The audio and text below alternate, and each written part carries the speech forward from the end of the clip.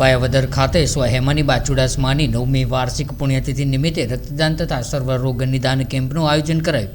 ત્યારે સ્વામિનારાયણના સંતો શાસ્ત્રી હરિપ્રિય સ્વામી, પૂર્ણપ્રકાશ સ્વામી, શાસ્ત્રી નારાયણ સ્વરૂપદાસજી સહિત સંતોએ દીપ પ્રાગટ્ય કરીને કાર્યક્રમને ખુલ્લો મૂકવામાં આવ્યો હતો।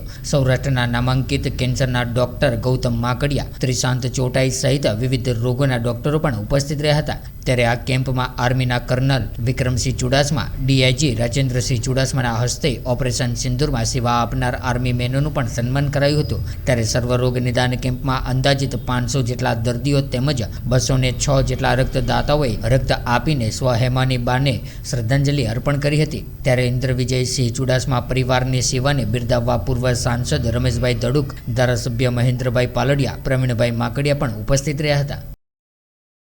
ભાયાવદર રાજપૂત સમાજના આંગણે આજે સ્વર્ગસ્થ કુમારી હેમાનીબા ઇન્દ્રવિજયસિંહ ચુડાસમાની 9મી પુણ્યતિથિ નિમિત્તે એક મહારક્તદાન કેમ્પ અને સર્વરોગ નિદાન કેમ્પનું આયોજન કરેલ છે। અત્યારે યુવાનો ખૂબ મોટી સંખ્યામાં રક્તદાન કરી રહ્યા છે અને 500 કરતાં વધારે દર્દીઓ અત્યારે સર્વરોગ નિદાન કેમ્પનો લાભ લઈ રહ્યા છે।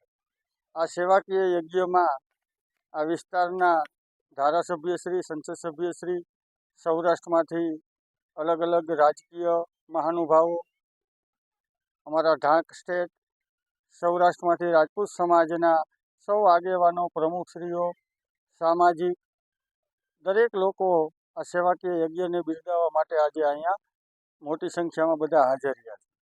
અને ભાયાવદર અને ઉપલેટા આજુબાજુ વિસ્તારમાં પૂજ્ય લાલબાપુની પ્રેરણાથી આજે કાર્ય છેલ્લા 9 વર્ષથી થઈ રહ્યું છે અને દર્દી નારાયણને આ સેવા યજ્ઞનો ખૂબ સારો લાભ મળે। મારું નામ ડૉક્ટર ગૌતમ માકડિયા છે। શાશ્વત હોસ્પિટલ્સ રાજકોટના અન્વયે હું અહીંયા કેમ્પના માધ્યમે સમાજના જે દુઃખી અને ગરીબ અથવા તો મધ્યમ વર્ગીય લોકોનું કઈ રીતે હેલ્પ થઈ શકે, કઈ રીતે કલ્યાણ થઈ શકે, એના માટે આજે ભાયોદર કેમ્પમાં હાજરી આપું છું।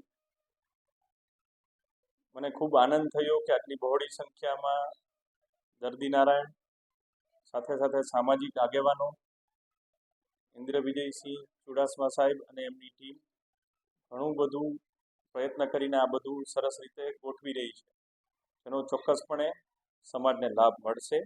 આ સાથે લાગણી પણ વ્યક્ત કરું છું કે આ બહાને આપણી જે રહેણીકરણી, આપણી વિચારધારા થોડીક વધારે સારી બને અને આપણે કેન્સર અને એના જેવા બીજા ગંભીર રોગો પ્રત્યે થોડા વધારે જાગૃત થઈએ, થોડા વધારે અવેર થઈએ, જેથી ઓછામાં ઓછા આરોગ્યને લગતા પ્રશ્નો આપણી સોસાયટીમાં ઉદ્ભવે અને આપણે એક સારા રાષ્ટ્ર તરીકે ઉદ્ભવીએ।